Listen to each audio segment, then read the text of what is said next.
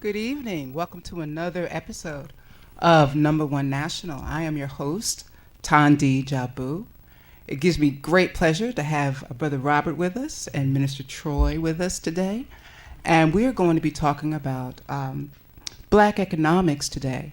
The whole purpose of Number One National is to unite and organize black-owned businesses within our own communities and spend our dollar there. And that's the main thing. We want to spend our dollar amongst ourselves.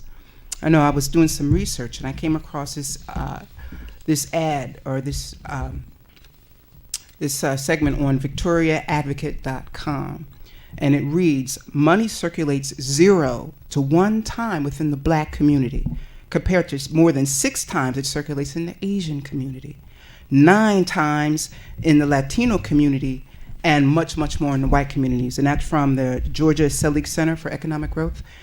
And we know that we have black power. We have power in our own dollar. And we want to utilize that dollar within our own community by black. And Brother Robert, I just have to ask you, what are your pointers on that? What do you think about just black people spending in our own communities?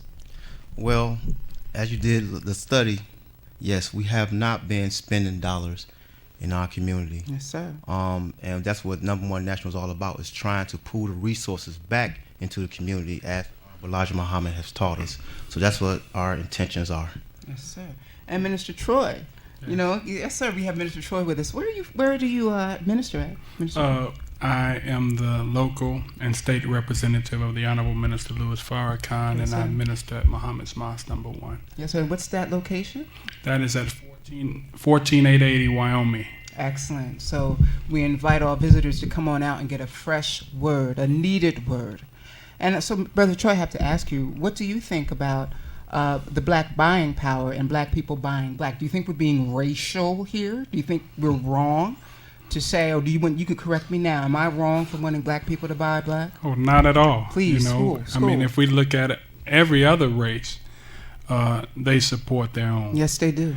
And they start at home first, and this is what puts them ahead. Yes. While we're purchasing with everybody else except for ourselves. Yes. You know, and during the 60s and the 50s, I mean, we were pooling our resources. Yes, we were. And it showed our power, but after integration, we started spending our money with our open enemies, actually. Yes, sir. And it's been a decline Yes, sir. in our economic standing ever since then. Yes, sir.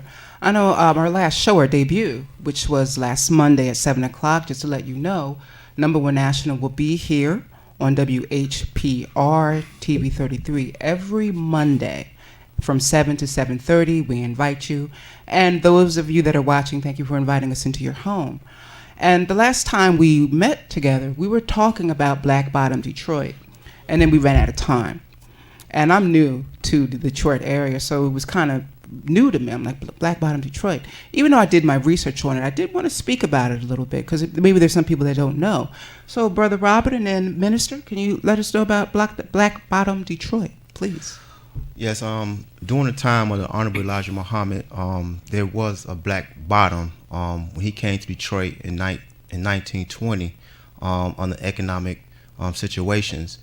You know, in between the time of what Brother Troy spoke about, between the time that era and the 50s and the 60s, you had black business. That was a concentration on the east side of Detroit. What 75 is right now. There was a concentration of black businesses where you had the Eastern Market and all that at. Right. And we was flourishing just like any other black business community in the United States.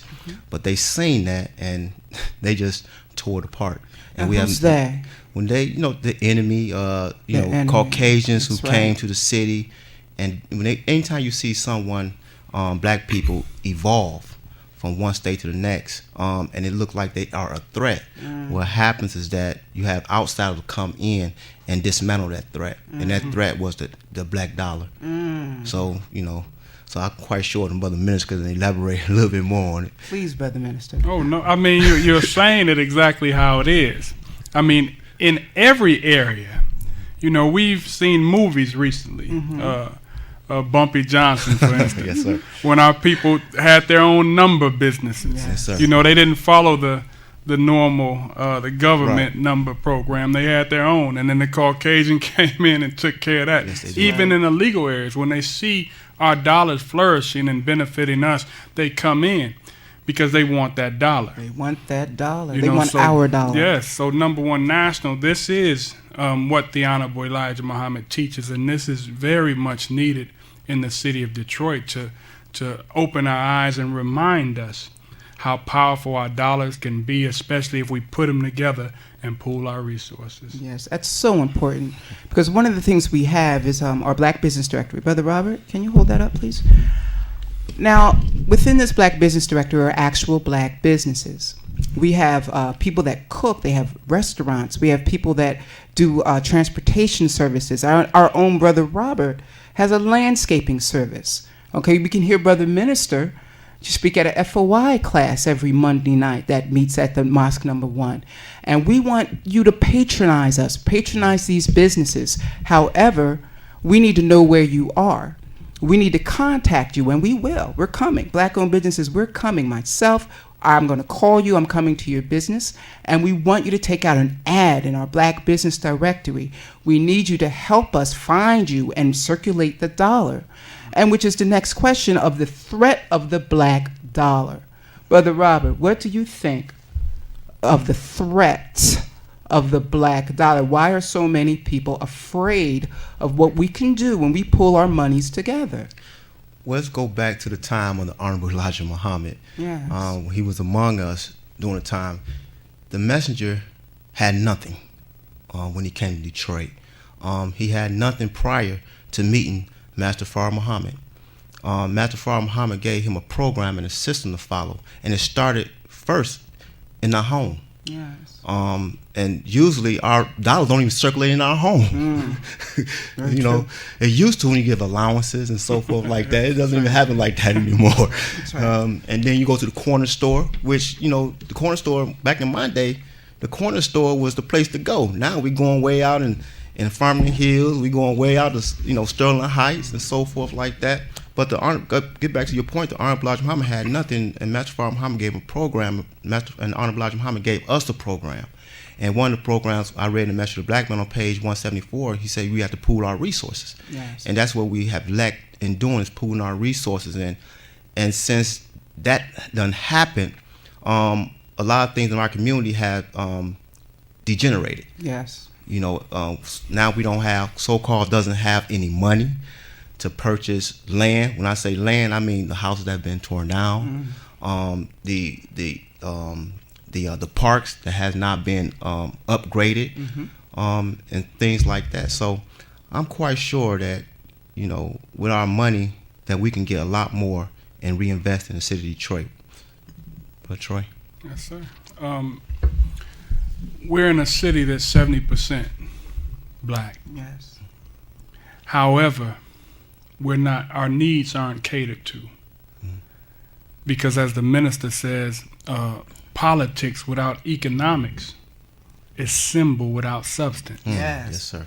Can you say that again one more time? That's beautiful. Can you He say that again? said, the Honorable Louis Farrakhan said, politics without economics is symbol without substance. Yeah. Because the politicians are influenced and directed by those who fund their campaigns. Yes. So even though we make up the majority, if we're not funding the campaigns, they don't listen to us. That's right. They just come to us when they want our vote. That's right. You know, and we fall for it, but then we don't have the financial backing to influence them once they get in office. Absolutely. Right. That's right. So it's our goal here at Number One National, again, to pull the black dollar, to get us buying amongst ourselves again. Let that dollar circulate 15, 20 times within our community, and then it can leave out after we took everything out of it. Okay, it's so important. I'm sure we all watch the news. We see what's going on with the dollar houses, and Mayor Dugan wants the people to come in and buy these homes, and you know we should be able to do that.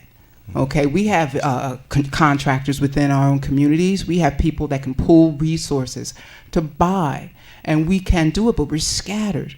And it is our goal here at Number One National to bring everyone together, to unite, to unify. Okay, and we can do it. Okay, I do see the phones, lighting up, but we're not going to take any calls just yet because it's our goal right now to introduce ourselves to you. Okay, we'll do phone calls later. Okay, if I may, I just want to read another quote that I received from the Advocate, VictoriaAdvocate.com. It says, because blacks were systematically prevented from owning property and commercial enterprises for several centuries, blacks are more likely than whites to prefer an activist government. I mean, we want to run the government for everything. Okay, we don't want to do for ourselves.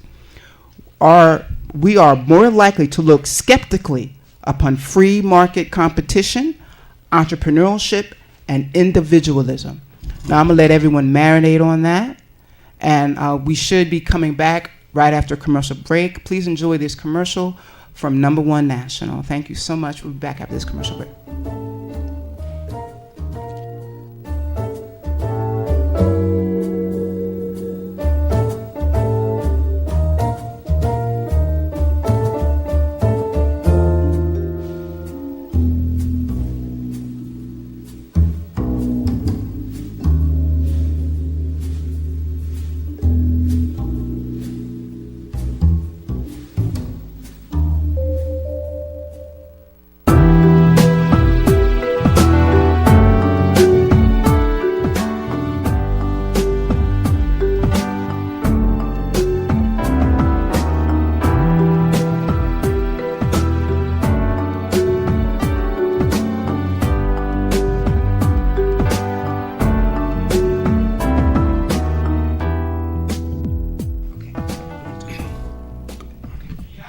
Okay, we're back. I hope you enjoyed that commercial by our own David Mohammed.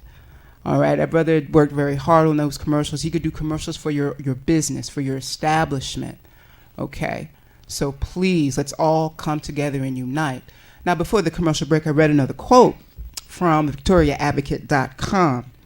And I'm going to read it again just to refresh our memories. It says, because blacks were systematically prevented from owning property and commercial enterprises for several centuries, blacks are more likely than whites to prefer an activist government and are more likely to look skeptically, it's a hard word to say, skeptically upon free market competition, enterprise, and individualism. What would you say about that quote?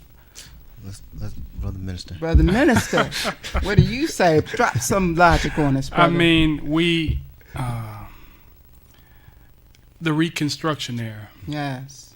It was an era where our people were going out doing for self. Mm-hmm. I mean, we had worked for Caucasians for free so long, we knew how to do it, right. So it was easy for us to go and do for self. Yes, and that's at the time when the Ku Klux Klan started, mm-hmm. To stop these prominent businessmen, black businessmen who were getting land and, crops and opening up their own businesses. Yes, and men were lynched and killed and families were killed and murdered just because they had the idea to do something for themselves, right. To start their own businesses, to do for self. And, as the minister teaches, this is put into a psyche. Yes, sir. Because then it deters anybody from wanting to do it when they see the price that others had to pay in order to do it. Yes, sir. So now I think we're being blessed. It's a blessing and a curse in one way, where you see these young rappers coming up and they're doing for self. Mm-hmm. They imitate the Russell Simmons and the Berry Gordy's prior to him, but they're doing for self. So it's starting to inspire entrepreneurship in our younger people. Yes, sir. But now we, as the elders, if you will, we have to try to guide that more properly. Yes, because these guys, they're employing a lot of black people. They're starting their own clothing companies, record labels, all types of businesses. That's true. And it's a young, strong entrepreneur spirit, but it takes an organization like Number One National to start pooling this thing and connecting the dots. So I'm very appreciative of what you have put together here, and I think that it's going to take our people a long way. Yes, sir. Thank you. Yes, sir. And we're going to make sure that Number One National contacts your business very, very soon. Okay, we're going to make phone calls. We're going to make visits. And the whole point is to pull our resources together so that we can begin to circulate our own dollar, okay? We will be coming to you. And just to let you know, number one national, our contact numbers, you can reach us at 313-949-7798. Again, that's 313-949-7798. And we also have a website at national.com. Again, that's national.com. And again, black-owned businesses, black entrepreneurs, we're coming, okay? And we want to help you develop. We want to help you advertise and market, okay? And gentlemen, I just want to ask you the economic vision that Elijah Muhammad had for black people. How does Number One National line up with that? Let's like I said, the Honorable Elijah Muhammad. At one point, the Honorable Elijah Muhammad had several farmlands. He had several businesses, grocery stores. He had jets. He had clothing stores, clothing factories. See, this is what the Honorable Elijah Muhammad envisioned for us. He envisioned an independent nation. We have, Minister Troy mentioned entrepreneurship. Well, we have that amongst us. Not just entrepreneurship. We have doctors, lawyers. We have scientists. We have economists. We have all this among. We have enough to actually maintain and supply our own nation. Yes, we do. This is what the vision, Honorable Elijah Muhammad wanted us to be completely independent. Black people in America don't know how it feels to be independent. Right. Because we're reliable on someone else to do for us that which we can do for ourselves. And that's what the Honorable Elijah Muhammad envisioned us doing for ourselves in totality, not in part, but in totality. Yes, Brother Minister, please.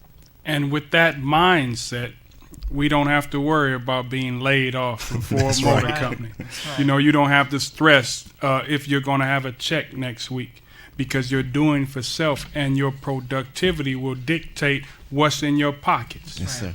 We can look at our brothers and sisters in the Arab community, for instance, how they came to this country and they've pooled their resources. That's right. So you can go in certain areas of Detroit and you see Arabic writing on the business. Yes. That's right. Right in the middle of America, where you got That's an right. entire community that's come up based upon a people who love themselves enough to pool their resources and work among themselves. Yeah. That's not racist. Right. That's just looking at yourself first, your family first, your children first, and establishing something for your children That's right. that will stand in the future. That's true. We have to do that, or we're turning our children over to those who have shown in the past that they don't care about them.